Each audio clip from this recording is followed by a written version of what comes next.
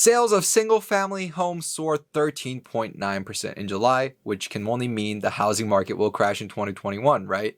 Bet that got your attention, or maybe that's just what you wanted to hear. You can hate all you want, but the real estate market is seeing record low interest rates and revived growth in the past couple of months. Mainly low mortgage rates and an increase in buyer interest are further driving the demand for available housing. Earlier in the first quarter, some economists had predicted housing prices would fall in 2020, but clearly that's just not the case. And I get it.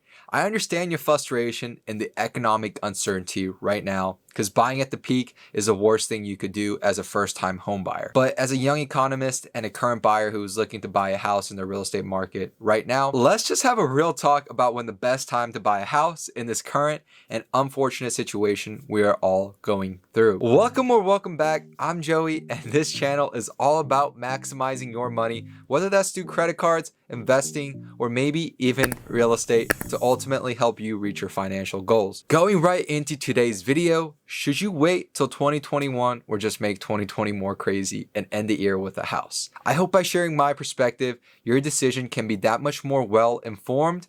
And no, we're not going to talk about all these technical terms, FHA loans, ARMs, DOMs, or maybe even CCRS. We're going to have a real talk about what's happening in the market right now. On average, holding all else constant, I predict house prices will drop anywhere between 1 to 4%. The exact numbers are more of an estimation, but the logical reasoning behind how I got those numbers is where you're going to find the most value. According to the S&P National Home Index, home prices rose 45% from February 2012 to May 2020. Contradicting those stats though, the US Bureau of Economic Analysis reports over a 30% drop in GDP in the past couple months. The disconnect right now between the working force and investments, whether that's even stocks or real estate, has been more than enough reason for buyers to be skeptical. Coronavirus has certainly created a market that is hard to understand for many people, like how have home prices continued increasing despite unemployment rates increasing as well? Well, let's take a look at the bigger picture. In spring, the pandemic forced many major cities into lockdown and largely put the housing market on pause. The shortage of available homes worsened as potential sellers put off listing their houses. While lockdown initially chased some buyers away,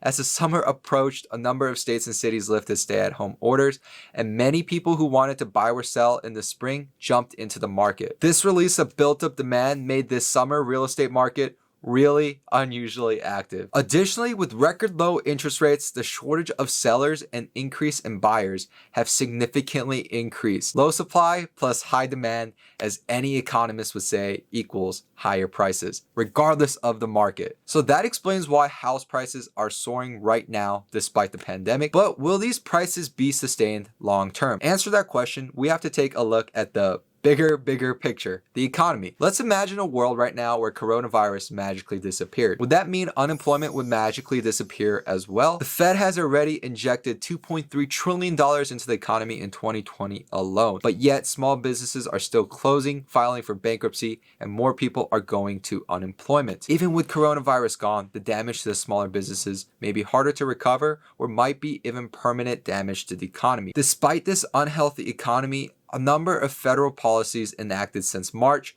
have helped stabilize housing markets. Without these new policies, there would almost certainly have been a wave of foreclosures across the country, reminiscent of what happened during the financial crisis in 2008. So let's talk about the policies that have helped keep the housing market alive. First, the enhanced unemployment benefits in the CARES Act gave anyone who lost their job some extra money to pay their mortgage. Second, federal regulators have offered a forbearance option to anyone on a mortgage backed by Freddie Mac or Fannie Mae, keeping unemployed homeowners from going into foreclosure. I really can't stress this enough, but preventing foreclosures during a period of rapidly rising unemployment is so important to housing markets, because when a sudden rush of supply exceeds demand, it's going to push home prices into freefall, as we saw happen in 2008. Although I think what happened in 2008 was very unlikely to happen again with how aggressive the Fed has been setting the interest rates and monetary policies. I do believe this disconnect between the economy right now and investments will have to catch up at some point. After all, home price indices are considered lagging indicators for predicting future trends,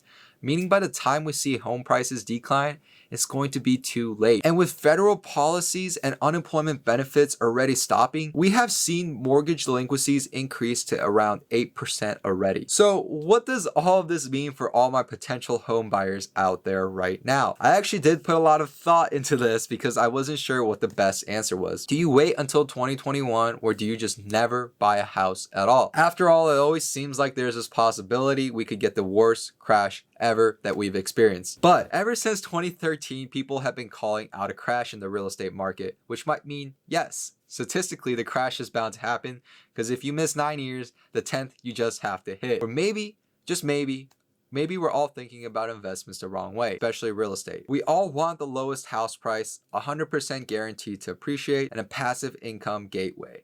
And while it's true there are so many benefits to real estate, risk avoidance is the #1 thing that hurts anybody and everybody who hasn't entered the market yet. As a first-time buyer, everybody wants to time the market perfectly, and everybody wants to buy at a crash. Otherwise, they fear it's going to be a terrible investment and are going to be broke the rest of their life. But maybe instead of risk avoidance, we should all invest with risk management. Yes, the market is very volatile right now. And yes, home prices are higher than they have ever been. But how can you mitigate that risk? Well, interest rates are also the lowest they've been at 2.5%. And with the Fed stating a 2.5 inflation rate, it wouldn't make sense strictly in terms of inflation to not buy a house right now. You can also start off buying a smaller property rather than something you might not be able to afford. What I'm trying to say here is if you account for a crash and base your budget off of that, even if there is a crash, it will eventually recover, and you just need to be financially capable of managing that property until it does to have that free cash flow again. Or maybe if you already have a mortgage, you could refinance the house. Point I want to leave you here with is don't be stuck and not be able to do what you want to do because of risk. You have to assess risk and mitigate risk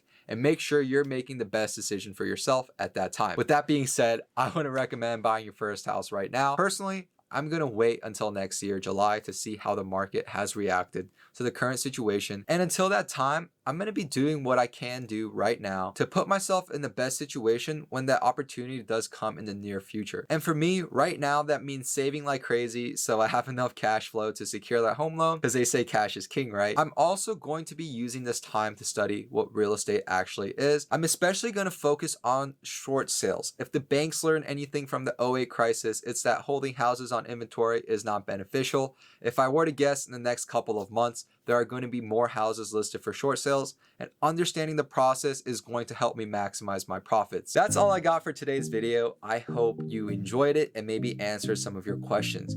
I'm not a real estate investor, and I'm just like you, someone who's interested in buying a home. I can promise you though, I've spent a lot of time into researching this information so that it is valuable and helpful to you guys. Thanks for sticking with me till the end, and if you haven't already dropped a like, please do so, and I'll catch you guys on the next one.